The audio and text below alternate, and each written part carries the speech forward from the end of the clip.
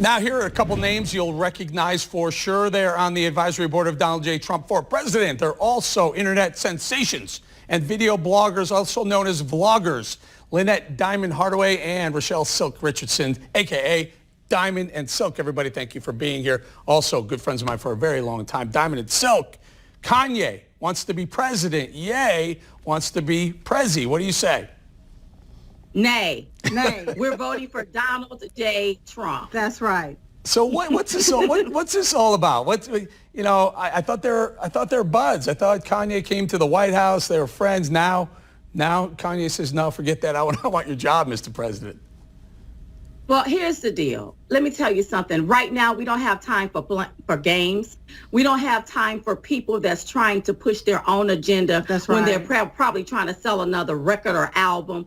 Right now, we're in the fight of our lives, and everybody should stand up and make sure that you pump your fist for Donald J. Trump and you go vote for Donald J. Trump. And you have to understand, even Jesus had a Judas. It comes in every bunch. Understand that. Yes. But we're going to keep this train a-moving. No, so what about that? What about the those of them or us who would say that if Kanye wants to be president, he's gonna split the Democrat vote, and Donald Trump walks right into office? You got to kind of like that idea, don't you?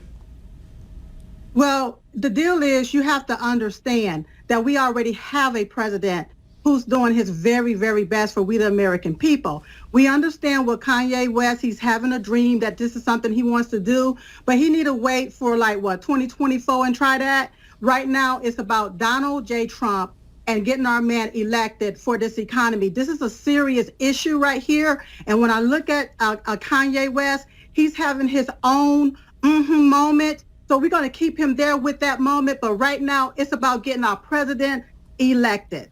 But now, if he want to jump on that, wait a minute, Eric. If he want to jump on the Democrat ticket and spit Biden, so he can. But don't play those games on the Republican side. We're going to win. I doubt he's going to run as Republican. I can't imagine he get any votes as Republican. By the way, Yeezy, the brand Yeezy, his sneaker brand and other, got some PPP. I'm not sure that the billionaire Kanye needed PPP money. Anyway, let's talk a little bit about Black Lives Matter, if you guys don't mind. Yeah. There's so much going on. I did a monologue about this earlier in the show, talking about with the Democrats. Is it Black Lives Matter or Black Votes Matter? Let's start with you, Diamond.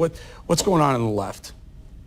Well, I believe that the left believe that black votes matter and anybody's black body will do to get a vote. Yeah. You have to understand that when they talk about Black Lives Matter, what are you pumping your fist to? You're pumping your fist to an organization who spread propaganda, who's the owners of that particular organization call themselves Marxists, which they're trying to push communism, and they want to tear down, disrupt the nuclear family. Yeah. And what I won't understand, if white lives, to my white brothers and sisters, if black lives really cared, if white lives really cared about black lives, then why are you all pumping money into this organization that wants to tear down the black family? That's right. Black people, black lives deserve families. Black children deserve a mother and a father. Yeah. And I think a lot of the stuff that you see out in the streets with them pumping their fists and tearing down the statue and erasing history, a lot of that is because of the lack of parenting.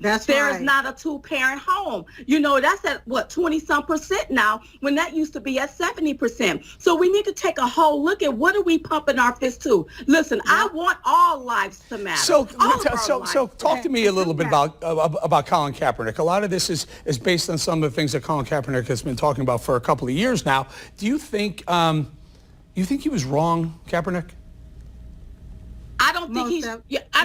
Go ahead, Sid. Well, I don't think he should have been kneeling on the flag. That's right. The deal is that we need chastisement starts at home. Right. Okay. We got to take care of our own home. There's a lot of black on black crime that's going on, and you teach people how to treat you. I understand that he want to kneel on the flag, but it's because of that flag that he's even a millionaire today. Right now, all of these different organizations and groups, I look at them as domestic terrorist organizations because they are terrorizing the American people. Right now, it's about, let's see how we can all be prosperous and be able to obtain the American dream. And taking a black face off of the syrup bottle, getting rid of all of these statues is not going to stop racism. When I look at the Democrat Party today, they are the party of slavery, racism, Jim Crow, and segregation and systemic racism. If you want to dismantle racism, then just dismantle the Democrat Party. When I see Colin Kaepernick and a lot of these other people out there upset about everything that's going on in our country, you're voting for the same people, the same party that put those systems in place. So if you continue to do the same thing, you're going to continue to get the same result. So fault yourself. Start with the man in the mirror and change your own heart. All right, Diamond, let's talk a little bit about President Trump at Mount Rushmore last week. And you know, a lot of people took issue with it because there were some of the four faces that were on Mount Rushmore. There may have been a couple that had they were slave owners in the past. Talk to us. What's the messaging here? What's the proper takeaway from African American and conservative African Americans with President Trump at Mount Rushmore? I thought that the message was unity. Yes. Let's bring our country together and let's not destroy our country or destroy history, because if we do that, we're doomed to repeat it. But what I find ironic with the left and those that take issue with the speeches, you're out here and you're pumping your fists in the streets. You want to tear down all of the slave owners' statues, but those slave owners were in the Democrat Party. Right. They were the one that fought in the Civil War to keep slavery going. Right. But you want to vote for that same system, the same Democrat Party. Yeah. You mad at the statues. Them statues didn't do nothing to you. They can't feed you. They can't clothe you. They can't give you a job. That's right. So stop looking at the statues. It's not the statue. When we talk about systemic racism, just like Silk said, that's these white left-leaning liberals that put them in place. Let's start there. All right, very quickly, Silk, very quickly, that final call, about 20 seconds or so. How in the heck did you guys get Diamond and Silk? Where'd that name come from? Wow, that was something we understood what was going on in the political spectrum. It was a dangerous time at that time. And using our government name, it was very dangerous for us. So we came up with these names right here. We just didn't know it was going to be a household brand name. And so it is what it is. You have to ask God about all of that. If you ever want to make God laugh, tell him your plans. We had no plans for this, but we thank God for this opportunity and for trusting that Diamond and Silk knew exactly what to do. Go ahead. And get our book that's coming out August 2020, diamondandsilkbook.com. There you go.